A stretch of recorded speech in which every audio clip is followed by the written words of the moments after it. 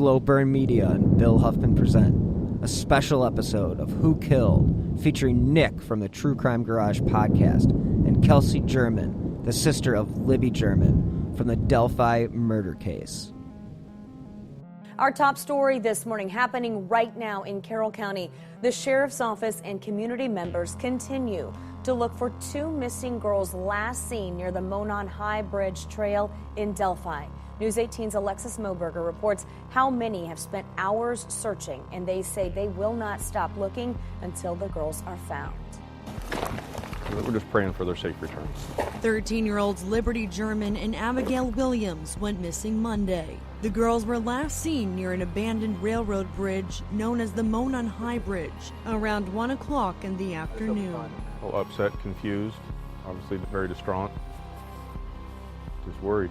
All I want to do is have the girls get home safe. Honestly, I hope they're just hidden up somewhere, scared to be in trouble. This is breaking news from Channel 13 Eyewitness We have News. nobody in custody at this time. So as far as I'm concerned, yes, there is somebody out there that did this horrendous crime, and we're going to track them down. That's state police talking about the fear and concern in a small-town community after they announced that two missing girls were, in fact, victims of murder. Investigators solemnly identified the two bodies found in Carroll County as 13-year-olds Libby German and Abby Williams. Now, we still don't know what happened to them after they disappeared during an afternoon hiking trip. I think they were in pretty much belief that it was their children. But when you hear it from an official, it's still a little it hits home twice. One of the hundreds of volunteer searchers found the bodies of Libby German and Abby Williams in a wooded area near Deer Creek. It is an area accessible only by foot or on horse. We are using resources from all the way from Lowell, Fort Wayne, and the southern part of the state's police, state troopers.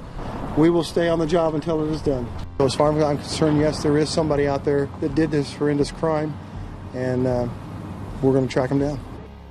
Jeff and Kayla, two bodies were discovered around 12:15 this afternoon just east of Delphi, not too far from where I'm standing actually, near Deer Creek. Now, although their identities are unknown, they were found less than a mile upstream from the Monon High Bridge where 13-year-olds Liberty German and Abigail Williams were last seen yesterday. The FBI, Indiana State Police, the Carroll County Sheriff's Office, and Delphi Police are all working the investigation. As police continue a very methodical investigation here, going down every road in the search for clues, some folks who live near the crime scene, they fear that their road will never be the same. Again, they have not said he's a suspect or a person of interest. Instead, investigators believe that he is the only person they haven't identified who was in the area at that time. This gentleman has not been identified, and we want to know what he saw, what he might have seen on the trail. Did he see somebody else that maybe some of the others didn't see? The Sheriff's Department says the trail photos of a man released Wednesday have brought in about 200 tips, and they're checking every one of them, they say. Hello and welcome to this very special episode 84 of Who Killed. I'm your host, Bill Huffman, and this is a Slow Burn Media production. And on this week's episode, I will be featuring Nick from the True Crime Garage podcast, as well as Kelsi German, the sister of Liberty German of Delphi, Indiana. And if you guys have been following the past few weeks' episodes, you are familiar with Kelsi and her sister's case. And having Nick join the conversation just this past week was quite insightful, and I really hope you guys enjoy our conversation. Nick does some great probing. He's a great interviewer. And again, if you're familiar with True Crime Garage, that is definitely one of the premier true crime podcasts in the business. So I was lucky enough to not only have Kelsi on the show, but Nick to co-host with me. So this was an excellent episode, and I hope you guys enjoy. So let's jump right in to episode number 84 of Who Killed with Kelsi German and Nick from True Crime Garage. Yeah, do you guys know each other? Nick and Kelsi? Okay. Actually met. We met at CrimeCon, one of the CrimeCons. I think it might have been last year. Is that the only one you've gone to? No, we went to the last two of them. Okay, so I was lucky enough to meet your grandmother and speak with her briefly at both of them. And I spoke with you very briefly near the podcast row. Mm-hmm. Yeah, and I talked to a lot of people. Yeah, I think you were over there talking to Mike Morford, and I came over and said hello real quick. Yeah, that could have been it. Yeah, it was probably when you were interviewing people. Yeah, I was just interviewing random people. Yeah, that was fun. Hour of the podcast. Basically, I just wanted to touch base. It's been a long time since we've actually talked. I know that I kind of delayed releasing the episodes by a number of months, but life got in the way. And let's catch up where things stand on the case. And we've basically I don't think we ever really finished our full conversation about it anyway. So what do you have to share, since everything seems to come through you nowadays as far as information from the case? And I know that Nick's, I'm sure, got a number of questions, but you've basically taken over the spokesperson role. You have become the advocate of your sister, as we all know. Have you seen an increase in tips or productivity from the cops, or anything that's come down that's given you any hope that we're one step closer? I wouldn't say there's not really any new information that I have, but I do know they are re-interviewing people. They actually re-interviewed me for the 500th time very recently, last week. They're super cool guys. I went in and we were joking, and I told them that I was describing certain people and helping them know who people were and stuff. And I was describing one of them, and one of them had widow's peaks. And so I was describing them as a detective. I was like, he looks exactly like you with the widow's peaks, with a little beer belly, little old. So we were making fun of them, kind of just joking.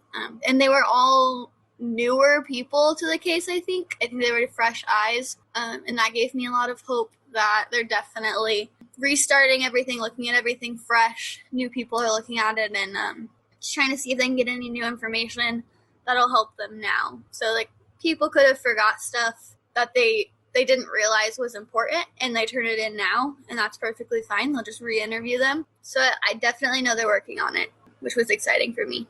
Yeah, the one thing that I read in that article that stood out, and it's always kind of stood out when they do press conferences and whatnot, but the fact that they're so convinced it's somebody local.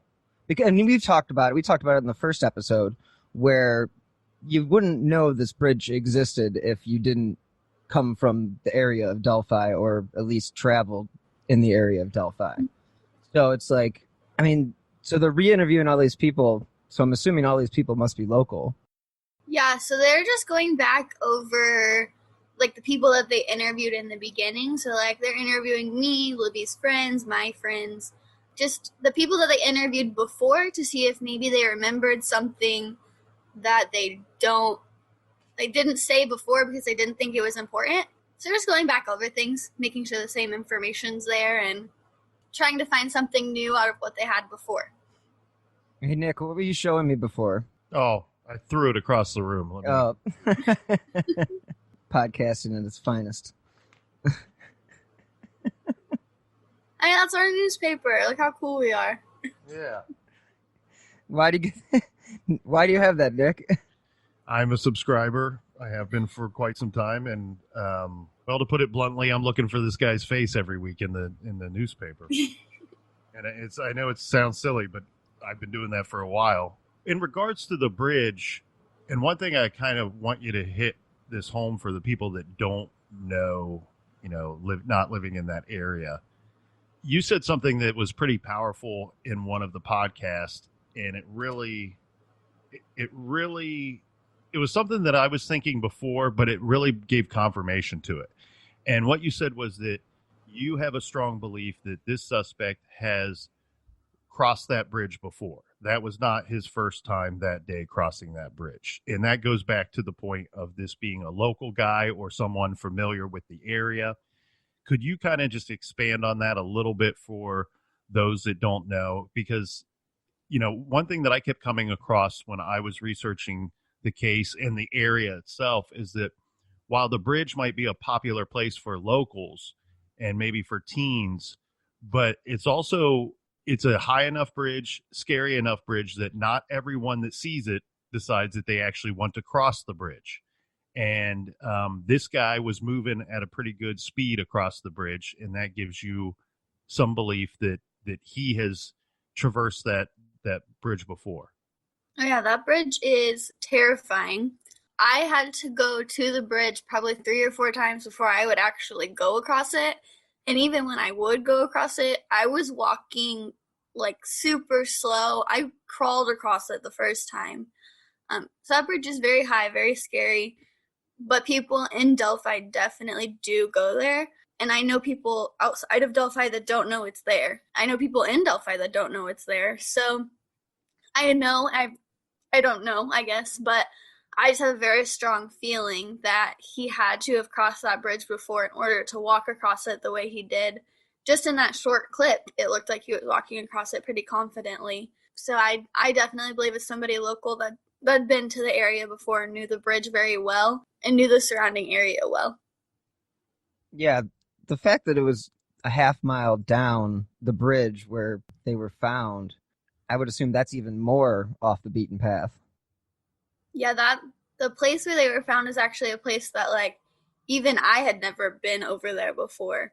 So in order to kind of navigate that area, you would have to know the woods around the bridge, the creek and the bridge itself pretty well. Is there hunting there? I don't think there would be in that specific area, Okay. maybe a little ways down. Okay. I was just wondering if somebody maybe was familiar with just that territory. Well, So- and it's not very far past the bridge that at some point it becomes private property, correct?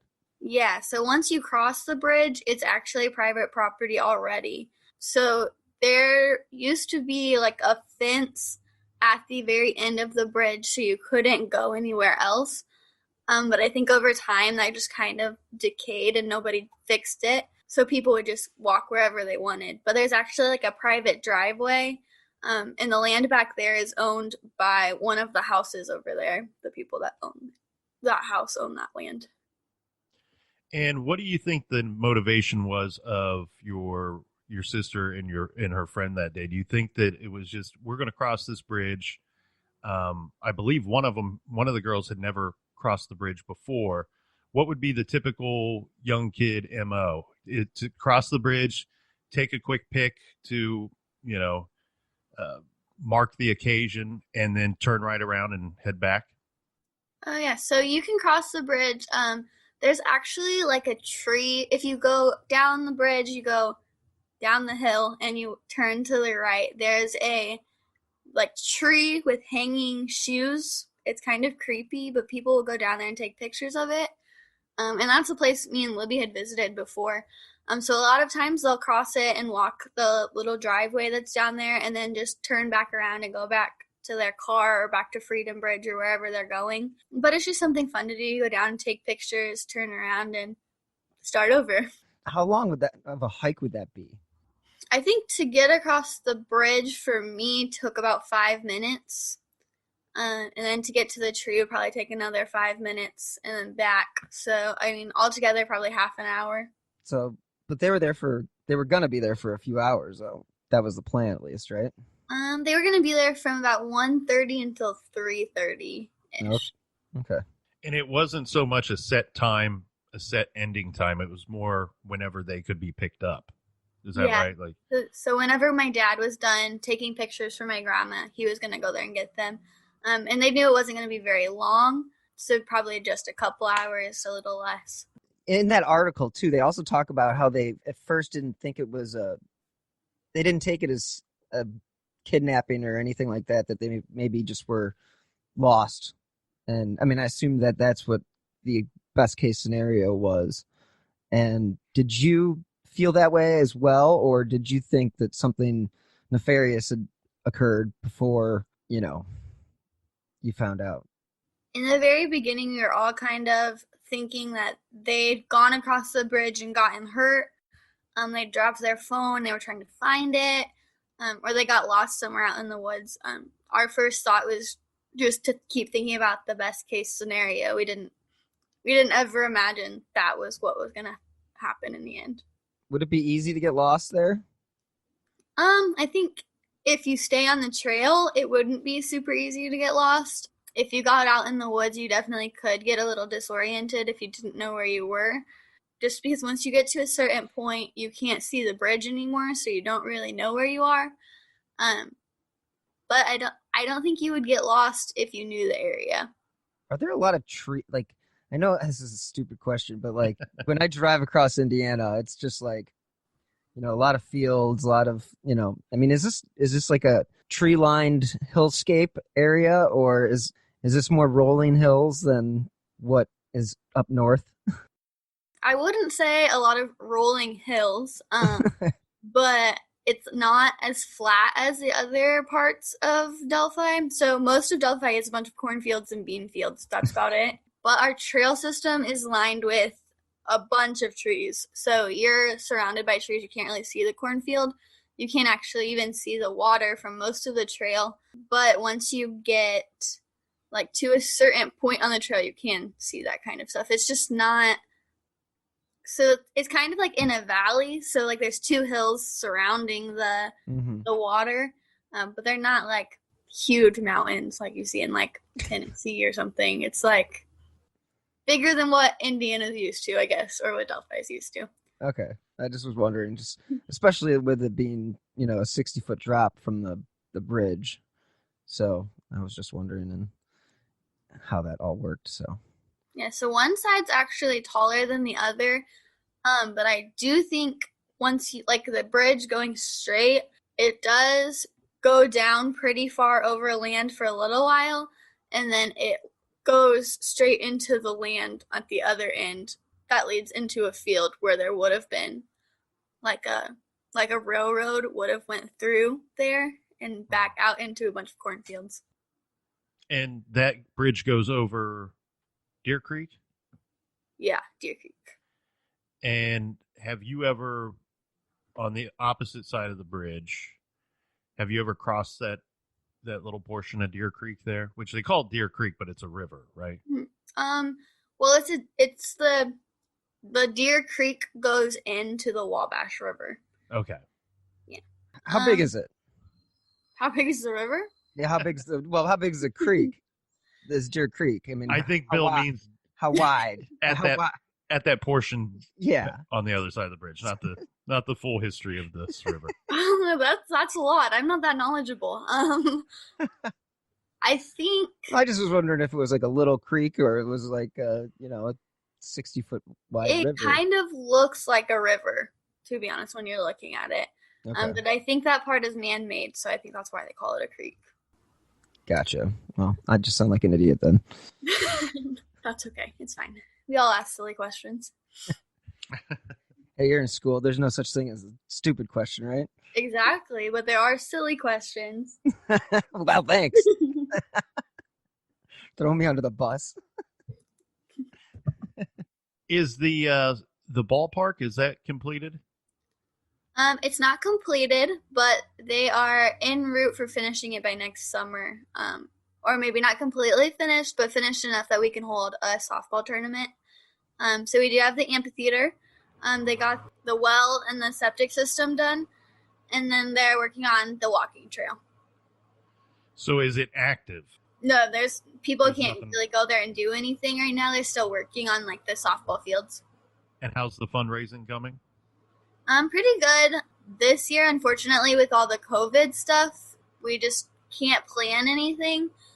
So we're just working off donations. There was a grant that we could have gotten this year where up to $150,000 would be matched by the state or a company. I don't really remember, but we just aren't going to make that much this year, and that's okay. We just don't have our normal events. Like the Celebration of Life couldn't happen.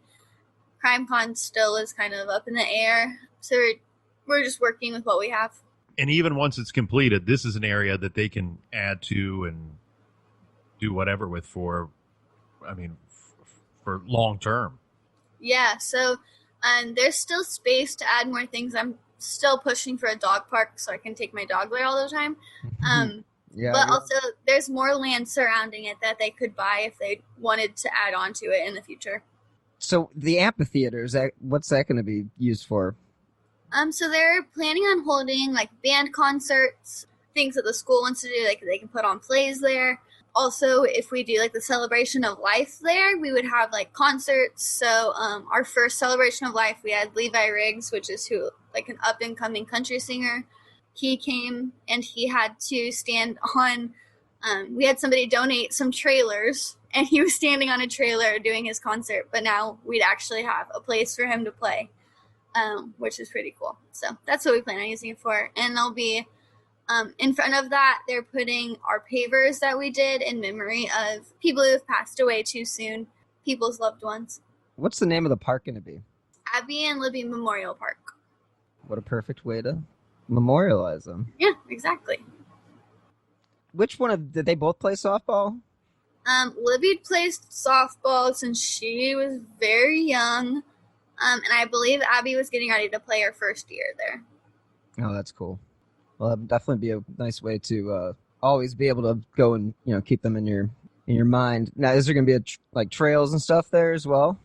So we're going to have a walking trail. It won't connect to Delphi's trail system. It's a little far out for that. But around our trail, we'll have like outside musical instruments and different, like I think they're even putting like outside workout equipment kind of things that were donated. So just like fun activities around the walking trail to spend time with family and things.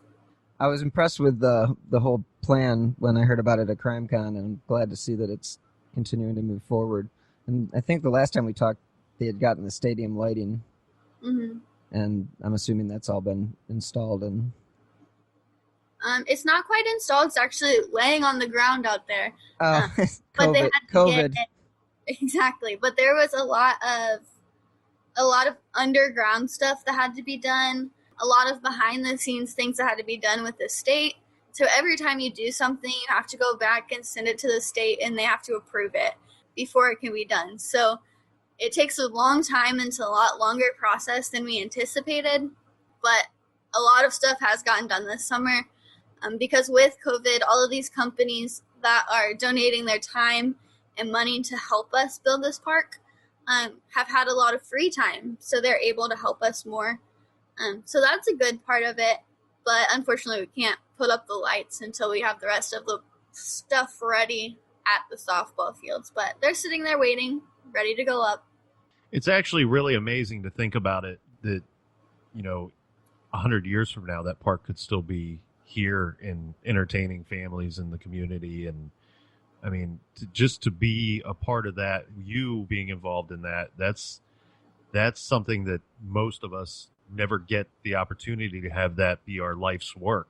I mean, that's something truly phenomenal for the community there. And I know your grandfather at one time, I don't know if he still is, he was quite hands-on and quite involved in this project.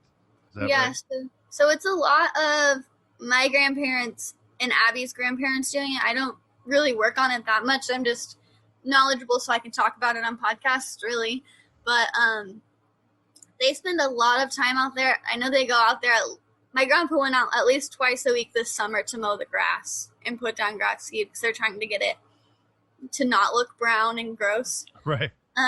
Because there was actually like a slant, so they had to put dirt out to make it level land. So they've been spending a lot of time working on that. And they're there probably every single day just helping the guys that are out there working on stuff and making sure things are getting done the way they're supposed to. So they're there a lot, very hands-on and working on it as much as they can.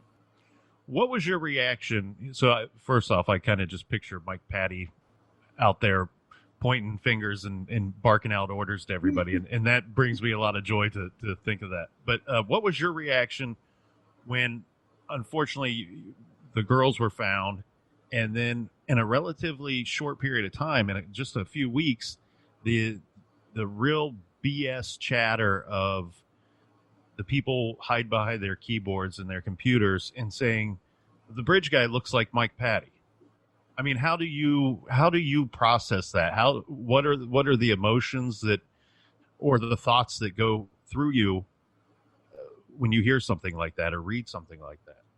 Luckily, in the beginning, I tried to stay away from the groups as much as possible because I knew it would be bad in the beginning because that's just how people are. human nature to expect of the family members.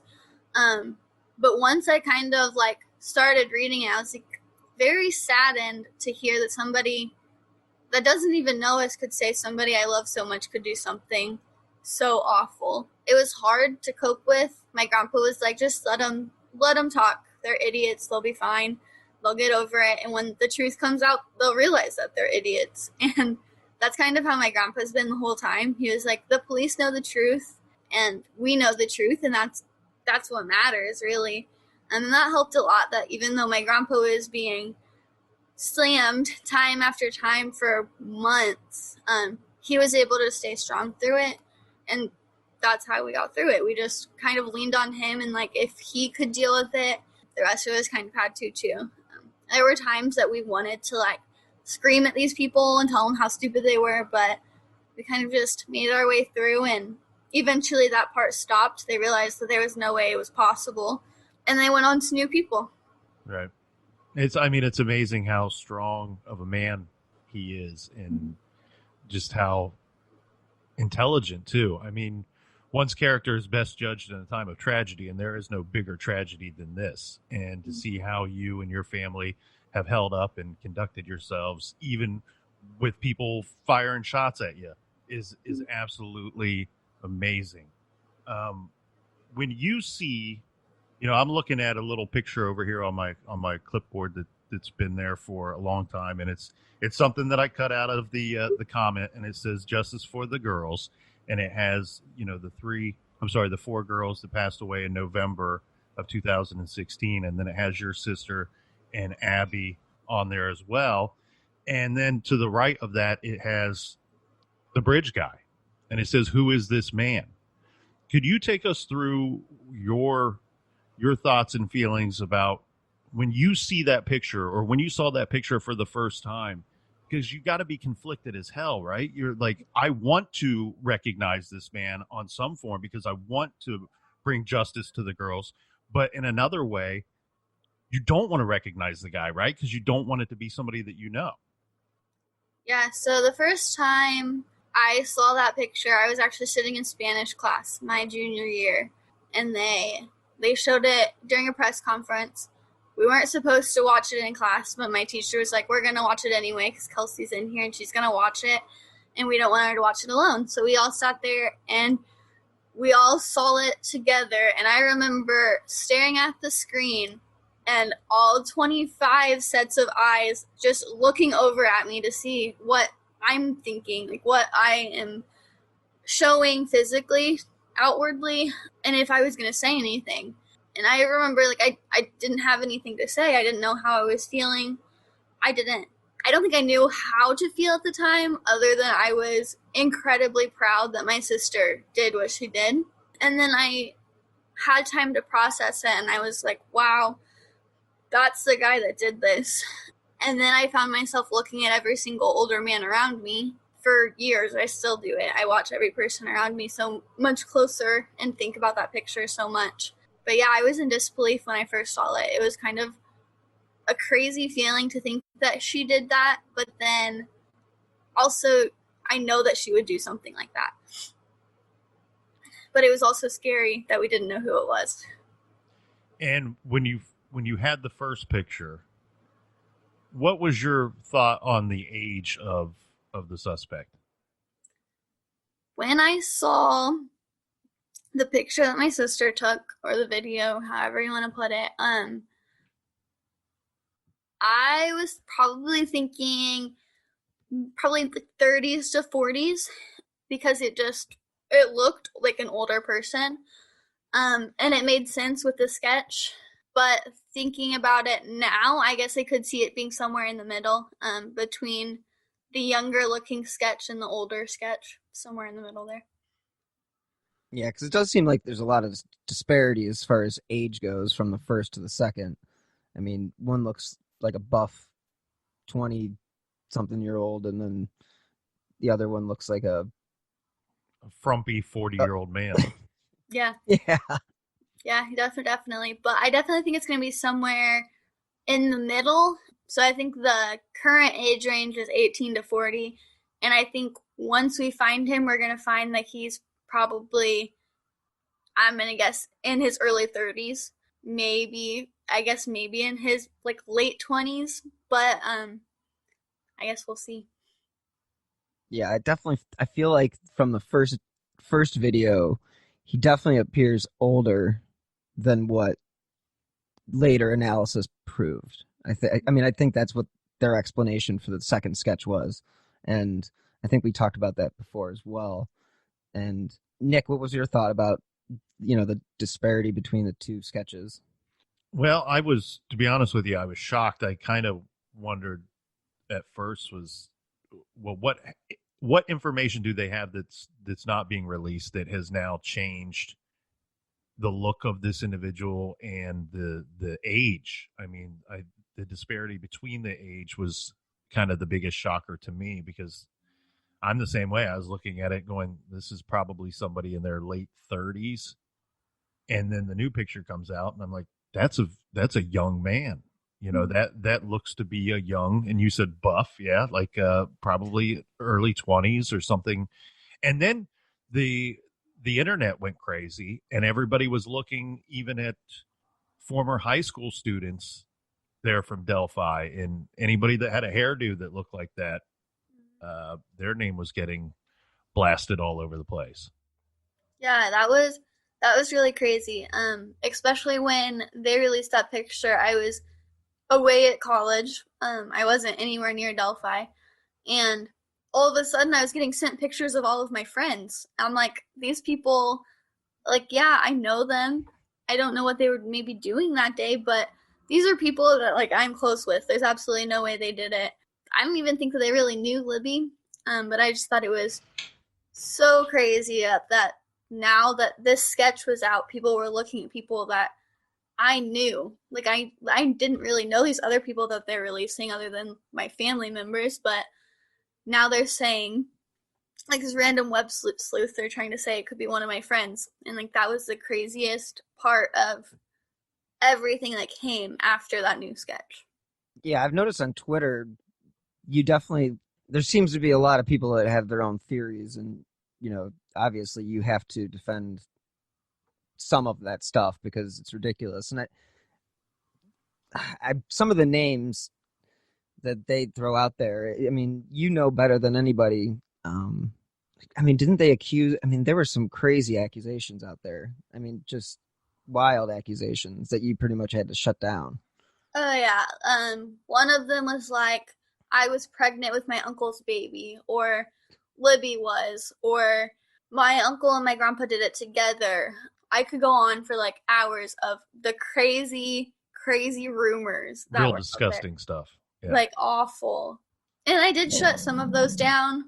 So is there any local rumor that you want to share that either you want to share it because you hate the local rumor, or you think that there could be some real stuff there? Or I'm curious what the locals, what the scuttlebutt is over there in Delphi.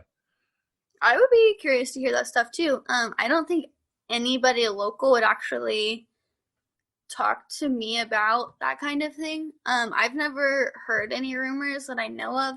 I think everybody's still kind of like in the state of mind that there's absolutely no way that our neighbor could have done it.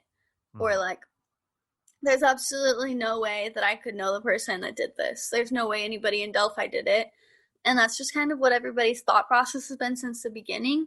So I think they're still kind of in that state of mind, and they're not really looking at the people around them. And if they are, they're not saying it, because if they were, I think I would know about it. I think they stomp outside my door because they know that he'll bark at them. The local kids. It's all college students here. People just throw out the most awful things to you. It's just... Oh yeah, I think the one before I went on a super long Twitter break. I wasn't on any social media. Actually, I deleted all the apps. Because I found myself getting super depressed again, which I hadn't been since like the very beginning. I had been in a very good place mentally. Mm-hmm. And then I was going through one of the Facebook groups, and they were like talking about the sweatshirt that Abby was wearing, and it was my sweatshirt. At the time, I was in high school, and so I was very fit, muscular because I was a swimmer and I played sports, but I was bigger than Abby because Abby was literally a stick. And so they were kind of fat shaming me and Libby, and I just wasn't having it. So I called them out on that. They were like, there's absolutely no way that's Kelsi's sweatshirt because Kelsi is significantly bigger than Abby. And I was like, oh my goodness. Like, that has absolutely nothing to do with the case. And so that actually put me in a really bad place. And so I deleted all the apps. I wasn't on probably from May until the beginning of July. I wasn't doing like any interviews. I didn't respond to message requests for like 3.5 months. So there were a ton of messages that I didn't respond to until I knew I was ready to come back. So that was just part of what happens because of all of the rumors on social media. That's awful. Well, and the people that throw these things out too, it makes me question, have they ever experienced anything real in their life? Like, what kind of Nerf life are they living that they're fine with just tossing these things out? So, things that hurt people. Mm-hmm. And what I found is a lot of them don't have their real names on their accounts. Like, I'll go into their account and they'll have like 3 Facebook friends, and their account was created a month ago. And like, you're hiding not only behind your screen, but behind a fake account. And so, like, what in your life is making you so upset that you have to go and bash people? Like, if all you do all day is sit and try to solve crimes, that's one thing.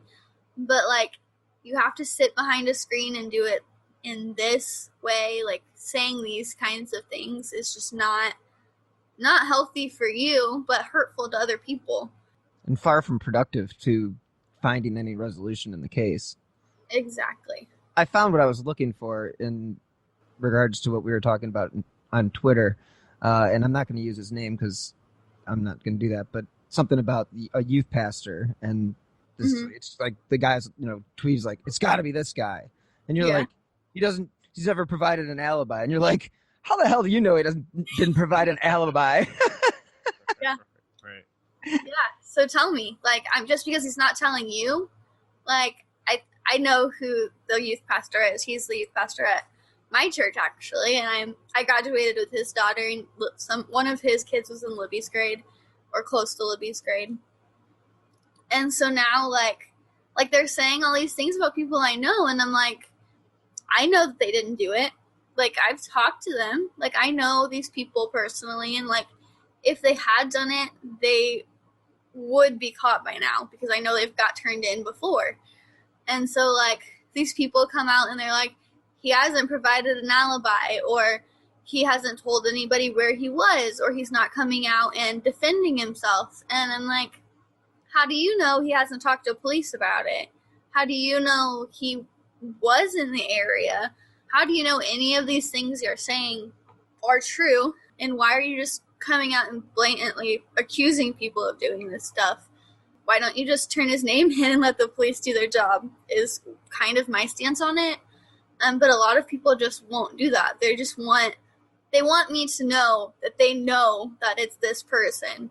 No matter who it is, they're always right. Just like freaking Dexter's back and he's on to somebody else. And so, like, all of these people are giving me different names, and they're like, I know it's this person, I know it's this person, I know it's this person. Well, one of you might end up being right, but if every single one of you knows it's the person you think it is, at least, like, half of you have to be wrong, because you're all giving me different names. So, and it's just something you have to, like, you just have to listen to them and be like, okay, I hear you. You're valid to have your opinion and think that this is the person that did it. But if you're going to think that, why don't you just send it to me? Why do you have to share it on my page where it's going to get deleted and you're going to get blocked? That's where I am now. Big thank you to this week's sponsor, Best Fiends. Being the true crime podcaster that I am, I have my good days and my bad days. But when I need a little pick-me-up or a way to relax, I turn to Best Fiends. Best Fiends is a puzzle game that you play right on your phone, and it's a ton of fun. You will have a mindful experience as you move through all the levels and face challenging puzzles, but it's a fun, casual game that anyone can play. I'm cruising through these levels, and I wouldn't call myself an expert. Best Fiends won't take up much of your time, but it makes those moments like waiting for your next online meeting a lot more fun. And everybody's been staying home a lot more these days, and Best Fiends has just become my go-to app for entertainment and stress relief. Oh, and the best part is, you don't even need an internet connection to play. The game is so colorful, I really find that it soothes my mind, and the cute characters just make it all the better. Best Fiends updates monthly and with new levels and events, so it will always stay fresh. Engage your brain with fun puzzles and collect tons of cute characters. Trust me, with over 100 million downloads, this 5-star rated mobile puzzle game is a must-play. Download Best Fiends free on the Apple App Store or Google Play. That's Friends, without the R, Best Fiends. Earlier, you said that you recently spoke with law enforcement. Was that the Carroll County Sheriff's Department or the state police or a combo of the two? I talked with the Indiana State Police. And what do you think might be the speed bump with finding this guy? Because, I mean, when the case first broke and then the picture comes out and then the voice comes out, the audio comes out, I thought for certain, well, there's no way that they don't catch this guy and catch him very soon. I also thought that maybe there would be a chance that he would become so afraid that suicide would be an easy out for him. But what do you think is the speed bump? Why don't we have this guy today? Does this guy have help, or what do we need from the public? What is missing from the investigation, in your opinion? I really, really believe that somebody knows something and they're not turning it in. I think that whether it be somebody's mom, somebody's wife, somebody's girlfriend, somebody's neighbor, best friend, whatever that might be, he's told somebody and they're afraid to tell somebody. I think that somebody definitely knows and they just are too scared to turn that in. Maybe they really love this person and they still don't believe that it could be him, but deep down they know that it's him and they're just not ready to let go. So I really do think they're just one tip away. They just need that name. They need that person to come forward and say, hey, it was my brother, or hey, it was my uncle. They need that person to come out and say it, and they're just not getting that. Has there been any talk about, and they've kept everything very close.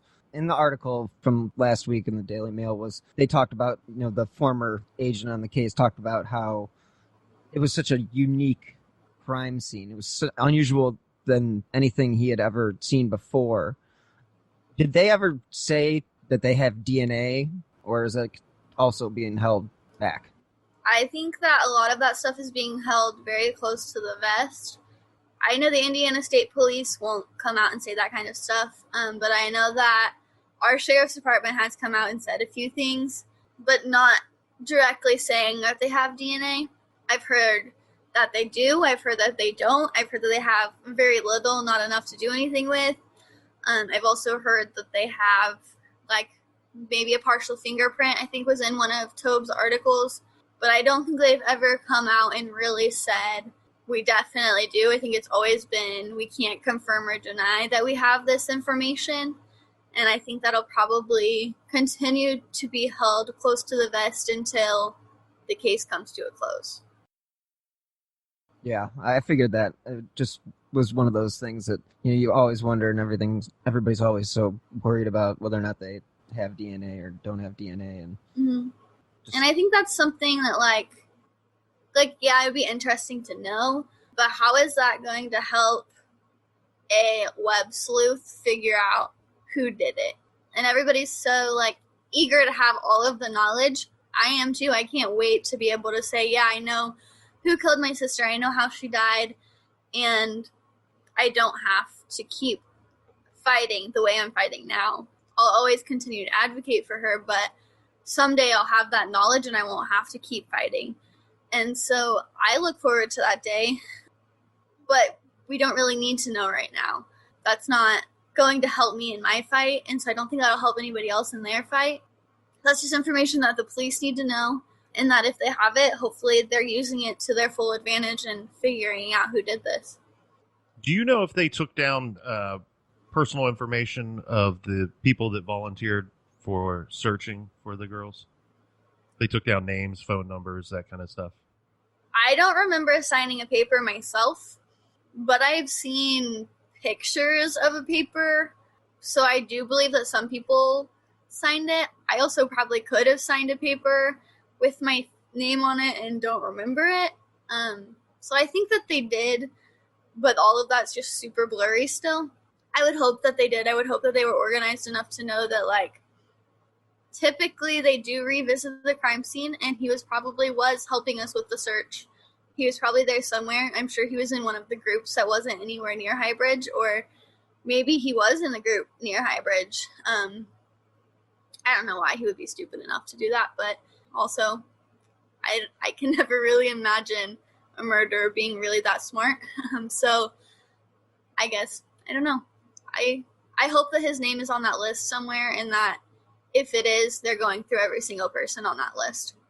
They also set up, on the day that the girls were found, so the day after they were dropped off at the bridge, they set up roadblocks and checkpoints, didn't they? And were asking questions of motorists driving the area. Yes. There was 3 or 4 of them, I believe. Yeah, there were a couple, because Delphi and Carroll County in general has a very big German Baptist community. So they don't get the news, and most of them don't listen to the radio, I don't think. So they decided that the roadblocks would be good so that they could see everybody who was coming and going. And so I believe they were on all the roads that enter and exit Delphi. So they were handing out pamphlets. They were talking to every person, asking them if they knew the person. I don't think we had the sketch then. I think that it was just the picture of what came from Libby's video. But they were asking if they recognized him, to everybody that was coming through, just to make sure that they were reaching every person they could. So on the local level, that image was out there circulating in that manner anyway, that the police were showing it to people at that time before it was released in the news, as far as you may know. I think that the roadblocks were after it was released. Okay. Or maybe they were just showing pictures of the girls. I don't think I entered and exited Delphi quite a bit, but in those first few weeks I probably wasn't going through very often. So I wasn't ever stopped in any of them, but my friends who were did kind of tell me a little bit about it, but I don't really remember what they were, like, asked or anything. Right. And it may have varied depending on the vehicle, the person, yeah, the officer. Is there anything that you feel like Nick asked you before about, the rumors or anything like that? Is there anything that you feel like hasn't been said that you want to address and just make sure that, everybody, like, are you still comfortable doing these podcasts and doing, articles and being an advocate? I mean, you've mentioned getting depressed, and, I've dealt with depression for a long time, so I understand, the pains of that. And I was just wondering how it is that mentally, how you're dealing with it. And so I actually started doing an online therapy group, because we can't actually go to therapy right now, or maybe we can now, but we weren't able to during all of that. So I actually started, there's this app called Better Tree or Better Help. I started using that, and I had a counselor. I don't think I'll ever be able to find a counselor that really specializes in what I'm dealing with, but she's really good at helping me try to figure out how to cope, and to learn better ways to cope than what I was, because I was just, like, whenever I would get depressed, I would grab a bunch of food, go to bed, like lay in bed all day. I wasn't working out anymore. I would just binge on whatever I could eat. I wasn't like throwing it up, but I was eating everything, gaining a ton of weight, and then that made me more depressed. So that's how I was coping with it for a minute. But now I've learned that I can use that anxiety and depression to, if I like start writing, talking about my feelings kind of helped a little bit. So I worked through the depression, got through that. I still have a lot of the PTSD that comes from it. So like after interviews, I nap a lot. And instead of binging on junk food, I go and eat a banana or an apple or something, which makes me feel better than what I was feeling. So I think once I was able to like get out of the little rut that I was in, advocating became a lot easier again. And I'm starting to do interviews. I'm just not taking them as often. So I think I've already turned down like a couple. There was one person that like wanted to write a book and I just never responded. That was just way too much thought to put into it right now. I think she wanted to write more about like how social media affects like murder victims and stuff, and I was just like, that's a lot. Like I could talk about that for hours. But she wanted to add some case stuff that there's just not enough to write a book, so I just ignored it. But yeah, I think for a little while I just needed a break, and that break kind of helped me to get out of the rut, and now I'm slowly kind of like progressing back into it. It's just taking a lot of time to get back to where I was. I think I'm still comfortable doing it. I just won't do it as often as I was doing it before. Have you been able to connect with any other victims and share your experiences and learn from, maybe learn from them a little bit? Yeah, so there's actually a podcast called Murder in My Family. Mike Morford does that one. And we actually have a group of people who all have had somebody in their family that was killed due to violent crime. And that group has been so helpful. We talk not as often as we used to, but I'm able to reach out to all of these people. There's a lot of people, like Bill Thomas is in there, Mona Taylor, Connie Land. Mike's in there, obviously, as like one of the main, like he just runs it, though.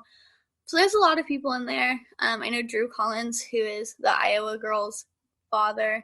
So all of these really awesome people who have lost people the same way I have. We're all kind of in different stages of our cases, but we've all felt what we're feeling. So I'm able to like message Bill or message Mona or message Connie, and we're all like, yeah, we've been there. We know what you're feeling.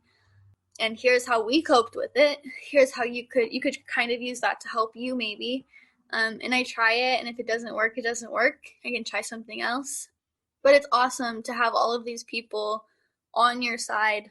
I talked to Amanda Shirley, who's DJ Ficky's sister. I talked to her a ton because we connected a lot faster. I think that I tend to I want to help people who don't maybe get as much publicity as my sister does.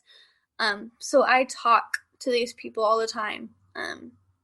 It's a really big support system for me, which has been really helpful. Bill Thomas is an incredible guy. I was going to say that too.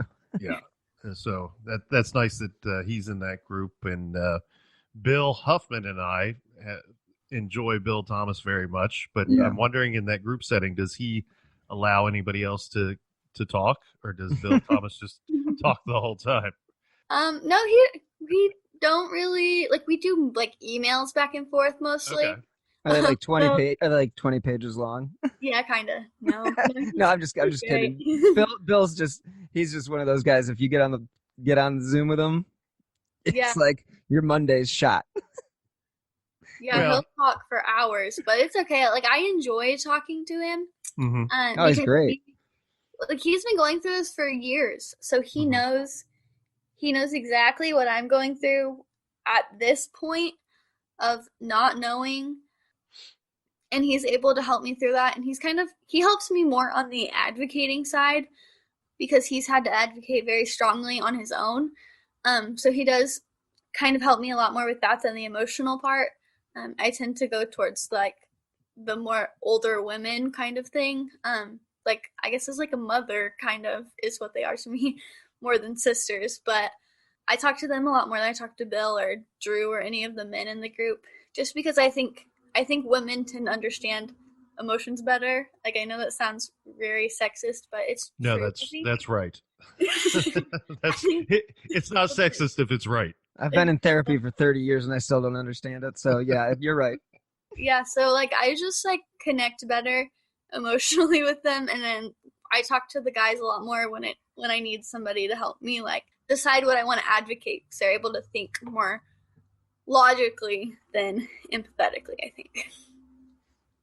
Yeah, and having that type of support system definitely really, that's got to help you just in planning your media appearances, what you do, what not to do. Because when we talked the first time, I mean, you were really working yourself into burning your candles at both ends, as they say. Because I think when we talked, you said you had an interview pretty much every day or 4 days a week at that time, and that was back. I mean, that was back in the early part of the year, but January, February. Yep, exactly. And so that's when you took a break after that. I was still doing podcasts pretty frequently. Well, interviews in general, actually, up until after the anniversaries, for sure, because I know I did like 3 or 4 of the weeks of the anniversary, and I think I was still doing them up until maybe April, and then I think that's when everything happened, and I was like, wow, I need out of this. This is just getting to be too much.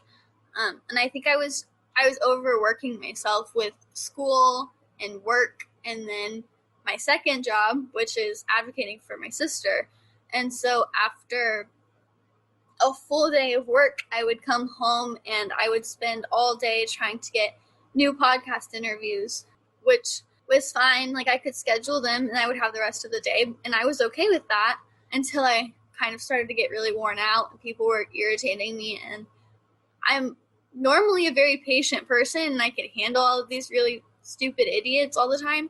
But when these people were starting to frustrate me and I just wanted to scream at them, I knew it was like time for me to get out of there. I was like, I just need to take a break. I need to shut it down for a little bit. And everybody was so awesome about it. They were like, yeah, that's fine. Like, we understand. We need to take breaks ourselves sometimes. So Amanda and Sarah were all on there sharing my posts for me every day, making sure that Libby and Abby were still getting advocated for, even if I wasn't there, which was a really good thing for me because I didn't feel guilty about taking a break since I had other people out there to help. Well, and you got to take care of you first and foremost, because if you're not healthy, I mean, you're one of the loudest voices for this case right now. So if you're not healthy, if you're not good, it's no good for the case itself. So take care of you first and screw everybody else. Exactly. I think part of the reason I decided it was time to take a break was just because I could sit there and continue to talk about the girls and feel super sad and depressed all the time, or I could sit there and think about what my sister would want.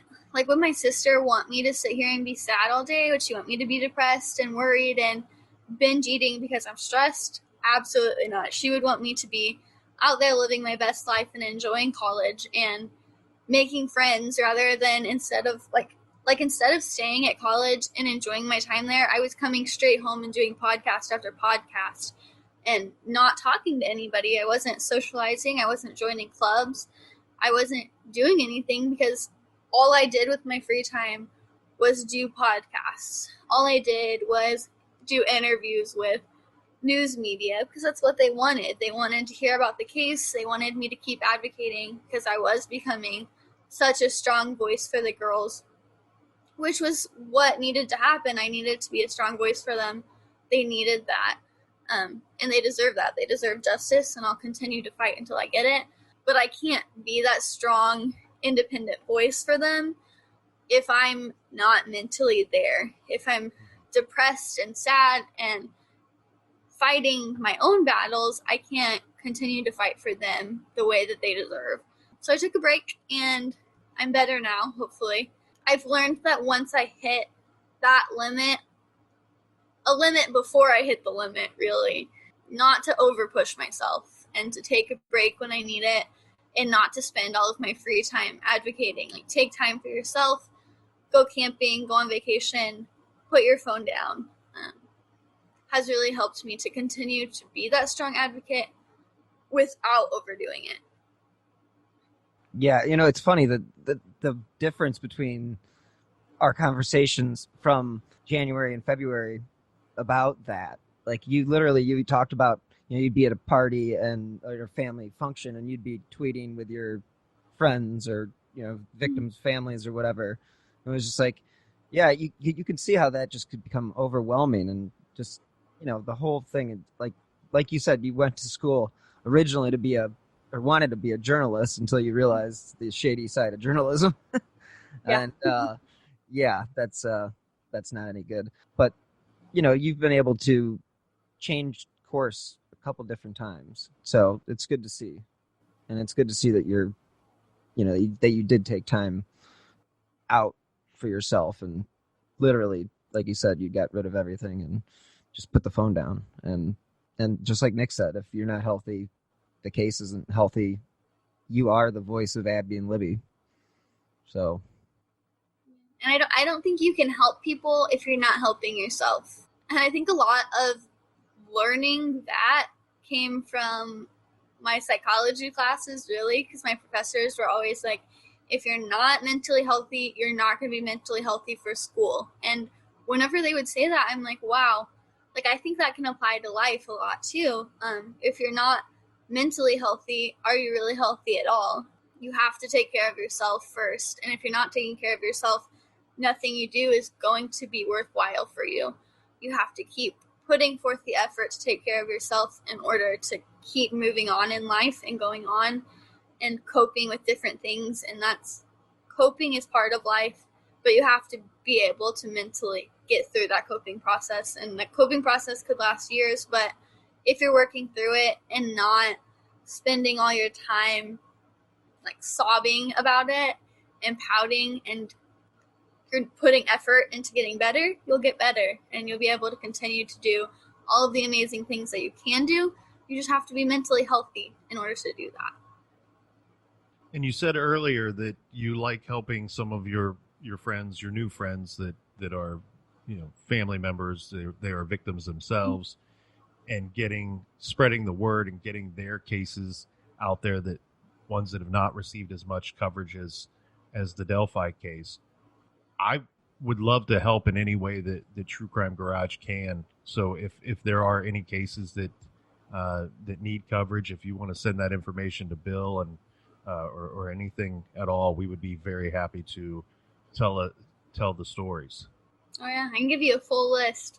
I have a lot of friends. It's really sad because a lot of times we're finding that awful. A lot of older white males aren't getting publicity, or if anything involves drugs or prostitution, it's not getting media coverage.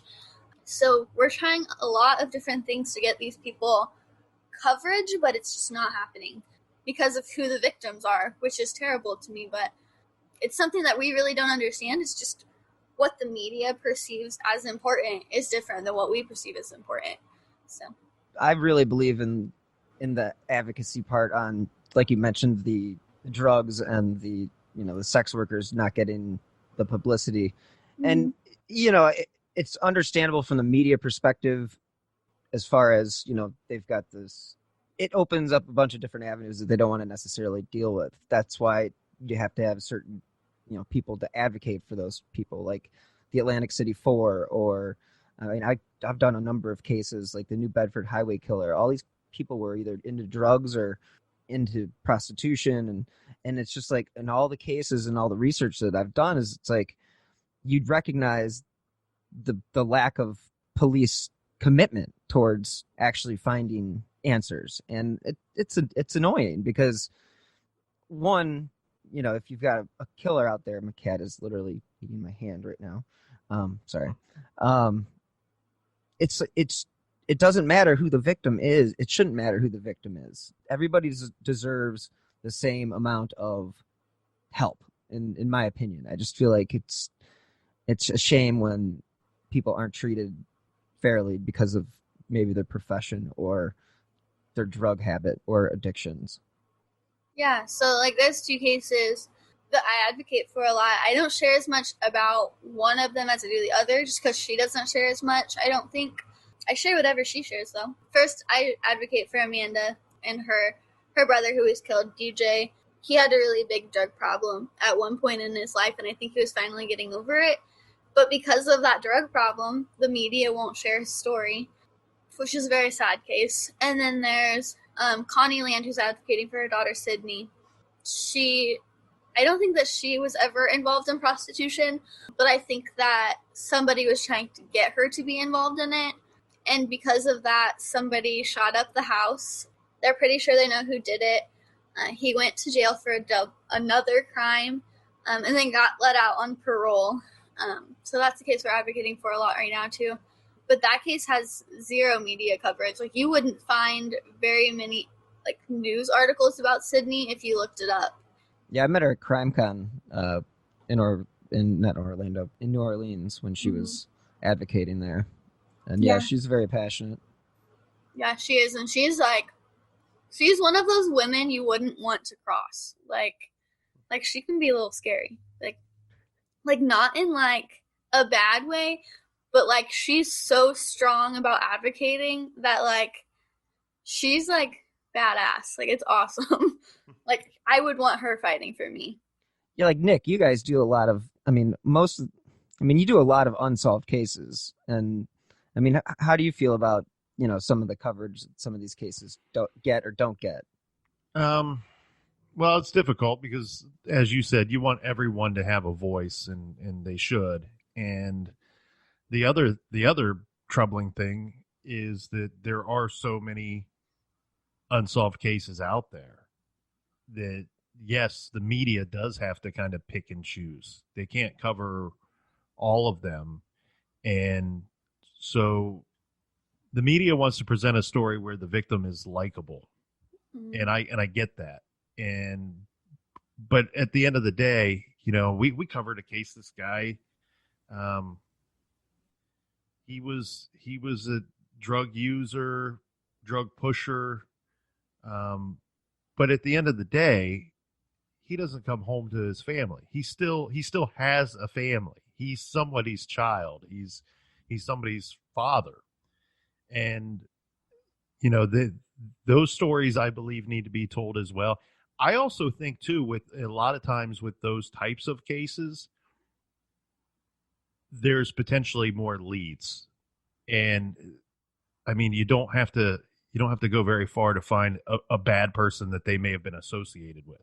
Mm-hmm. And even more reason to tell their story. Keep the story alive, keep it on the minds of the public, and keep it in the minds of the investigators who, unfortunately, they get new cases and they move on. And but if you can keep it in their minds, maybe that file stays at the top of the stack. Yeah, exactly. And so, like, you look at all these cases that aren't getting anything, and then you're like just getting interview after interview request, and they're all seeing this, and like sometimes like you're like really excited about it because like your sister's getting a ton of publicity, but then you see somebody else posted it, and then you're like, wow, imagine what all of these people are feeling. Like, they have to feel so defeated seeing that I'm getting another interview and they're not. Which I know I probably shouldn't feel guilty about that. Like, I'm putting myself out there and reaching out to these people, and people see the girls and they see me and they're like, wow, Kelsi could be my big sister, my daughter even for some people. And Libby and Abby could be our daughters and our sisters and our cousins and our best friends. So they look at our case and they see themselves, I think. And so I think that's why we get a lot of the attention. And I think you have to make yourself more personable to get that attention, which helps a lot. And if there's somebody out there listening to this and saying, hey, I'm one of those people, something terrible happened to this person I know or a family member of mine, whether it be months ago, years ago, what have you. If you're listening to this and you say, hey, I'm who they're talking about now, if you want to help push the wheels of justice, make a phone call to the investigating agency. Remind them that you're still there, that this case still exists, that is still justice to be found. and don't stop. Remind them every now and then, we're still here. We still want something from you. And any of these people that are out there that have taken away a loved one from anyone, they are a public safety risk to everyone forever. I mean, so yeah, it's sad that there are so many cold cases, and I pray that we don't end up with that situation here with the Delphi case. Again, it's like I thought we would have the answers in March of 2017. I really did, and here we're sitting 3.5 years later, and still maybe even more questions now than back then. Yeah, I definitely agree. I definitely think that you have to keep the word out there. You have to make yourself personable. You have to go talk to your law enforcement. I email our law enforcement, our detectives with Indiana State Police. I emailed them back and forth pretty often. If somebody sends me a tip, I'm emailing them. I'm not letting them forget the case. And I think that helps a lot. Like, they're going to continue to look at things if I'm continuing to send them things. If you're continuing to send them information, they're going to have stuff to keep looking at, so they're not going to stop. As long as they're getting tips, they're going to keep working. As long as they're hearing from family, as long as they see that people still care about the case, and even if they don't hear that people still care about the case, as long as the family cares, they still care. They're going to keep fighting. So you just have to show that you're not stopping until they have answers for you. Like, you deserve those answers. Your family member deserves those answers. So you keep fighting and make sure that the police keep fighting, and they will. Unfortunately, I do think there are some corrupt police agencies, and that might be part of the problem. But as long as you're fighting, I think that you will get justice. I know that you'll get justice. Every single person will in the end. And it's really sad that there's over 200,000 unsolved murder cases alone. That doesn't include the missing persons cases, or the cases that were ruled a suicide that were actually a homicide, or that go unreported just because the body wasn't found or they didn't have family. So there's just so many cases out there that deserve attention, that deserve justice, that probably won't get justice, but we can remain hopeful that they will get what they deserve, and that in the end, every person is going to be judged rightfully by someone in one way or another, and justice will be served, whether that's here on Earth or somewhere else. And that's the only way we can really get through it. The other thing, too, that I would like to pass on to potential tipsters is so often we question ourselves, we question what we may know or what we don't know. And a lot of times we have somebody out there that goes, I think I have some information, but it's almost like they're embarrassed to come forward or to approach law enforcement with whatever tip they have or information they may have. And so often people will reach out to a friend or their wife or their boyfriend or whomever, someone close to them, and show them and say, do I have something here? Should I take this to the police? If you've already gone that far with thinking that you have something, send it to the police. Let them decide if you have something here or not. Don't take mom's advice and go, well, my mom said it's nothing important. No, pass it along to the people that know the cases and can do something with that information if it is, in fact, good information. Yeah, and I don't think there's any tip that isn't. So there are some silly tips. I get Right. that. But I think that if you think something's important, if you're looking at something and you're like, wow, this guy looks exactly like the guy or just like the girl or whatever case it is, if you have that information and you're not turning it in, how are you being helpful? Like, you have that, you could solve this case. And even if you don't want to call, most of the time there's a tip email, you can email it to them, or ask a friend to call it in, or ask a friend to email it in. Definitely give that to someone. I actually think the email tips are much better. Is the much better route to go. It's a little more comfortable for the person submitting the tip, one, but then two, it's a written record for that agency to have forever of the information that you passed along. There's no playing telephone here where I told somebody this. I told the man that answered the phone this, and then he passed it along, and the story changed a little, and then the other guy took a few notes, and now it's all a big mess. No, type it out, email it, send it to the proper channels. Leave that digital trail. Yes. Yeah, I think that our law enforcement has definitely came out and said that several times, that if you send in an email, we always have that information. We always have your contact info. If we need to go back and call you, if we need to go back and send you an email and ask for more, we have that there. We can go back and look at that tip as many times as we want. We can't call you every single time.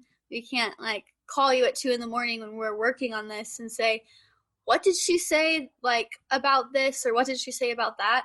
We have that all written down right there. So all of that information is always available, and it's more comfortable. You don't have to call in and be nervous. You can go ahead and email us, and that's actually better for us. And I definitely think that's something that they're always open about. They're email us, you can call us, yeah, that's great. You can come in and talk to us, that's great too. But if you email us, we have it. We have all of your information. We have all of their information.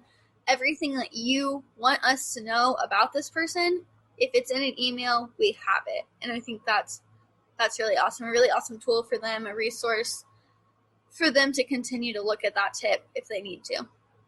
And what is the email address again? For Abby and Libby? Yes. I don't email the same one as the tip line. Of course you don't. You have the secret, double secret line. Yeah, but I can look at it. But Kelsi, I'm getting a little concerned. There's been a lot of sirens in your neighborhood. I'm concerned for your safety. So I live next to the Sheriff's Department of West Lafayette, and I think that there were 3 cop cars and at least 1 fire truck that I just heard. So that's why I was just looking at my phone. I was like, maybe the Lafayette scanner sent me something. Okay, so I have Abby and Libby tip at CACOSHRF.com. So that would be the Carroll County Sheriff's Department. Yeah, that's what I just got to. And that actually, it goes into a it's like an email dump, but all of our investigators can get to it. So Carroll County gets to it, the FBI can get to it, the Indiana State Police can get to it. It all just goes together so that whoever's investigating that day, whoever's looking at this tip or that tip, it can get to the right person. And the phone tip line for Indiana State Police is 800-382-7537. Yeah, and also if you call, I found this out because I was calling animal control because I had a stray dog at my job in Delphi, and I called the Delphi Sheriff's Department line. And actually, if you call into the Sheriff's Department, one of the automated options for you to do is an Abby and Libby tip.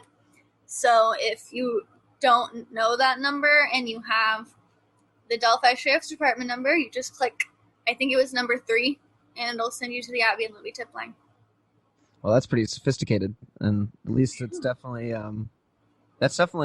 impressive that they're putting that much effort into acquiring as many tips as possible. What's the reward? Reward up to? It was over 200,000 at one point, right? I think last I heard it was 250,000. Jeez, you would think that would be motivation for somebody to turn on somebody if they turn in your uncle, turn in your cousin. Yeah, just turn them in. If you do, I'll give you $250,000 right now. I know exactly where to get it for you. I'll give it to you. If you solve this, you'll get it. I do have to run, guys. I was going to say, do you guys have any final thoughts? I don't want to keep anybody too long. I mean, Nick, do you have to run right now? This second? Yeah, so I just wanted to say before I hop off of here, okay. God bless you, Kelsi. Stay strong, and let today be the day. Yeah, you too. Bye. Was there anything that you wanted to say before I let you go today? No, I don't think so. I think we pretty much covered everything. Yeah, I think in the hours of conversations that we've had, I think we've probably covered a few different surfaces. So I hope you have a great weekend. And, absolutely. You too. Thanks for having me on. Thank you again. Yeah. And with that, wraps up my conversation with Kelsi German. So many thanks to Nick from the ever-popular True Crime Garage podcast. He is always an addition to the show, and I hope that you guys really enjoyed listening to Kelsi and hearing her side of the story. It's definitely one of the tragic cases that our country is dealing with at the moment as far as unsolved murders go, and I hope that one day, very soon hopefully, that there will be answers. And again, if you guys have any information in regards to Libby and Abby's case, they do encourage you to email them at abbyandlibbytip@cacoshrf.com. And they do have a tip line, which, again, Nick said was 844-459-5786. And again, the reward is a mind-boggling $250,000. So if you know something, please turn it into the investigators, and you can walk away with a hefty check. So again, all these families deserve answers, and Abby and Libby's families are just waiting for the right person to come forward, because, as they say, someone knows something. So if you've enjoyed this episode and my other shows, you can help support the podcast by donating to the show by clicking on the left-hand side of slowburnmedia.com, and that is slow minus the W. You can also contribute to the show via the Venmo app with my username at Bill-Huffman-3, or via PayPal with my other username, BillHuffman123@yahoo.com. And again, whatever contribution you're able to provide, it does help keep these podcasts running. And it does help keep these cases that may not get the coverage they deserve in the spotlight. But if you do want to support the show and do not want to make a contribution, you can do so by leaving a 5-star review on whatever app you listen to your favorite podcasts. I do drop new episodes of Who Killed every Friday at midnight. So if you have any information on any of the cases that I've covered that are unsolved, you can always reach out to the FBI at 1-800-CALL-FBI or via Crime Stoppers, and you can always remain anonymous. And if you want to stay up to date on the cases that I have covered, as well as the new shows that I have coming down the pipeline, please follow me on Twitter at BillHuffman3. And you guys, thanks so much for listening. Thanks so much to Kelsi and Nick. I hope that one day there will be answers and we can put this case to rest. But until next time, you guys stay healthy and be safe.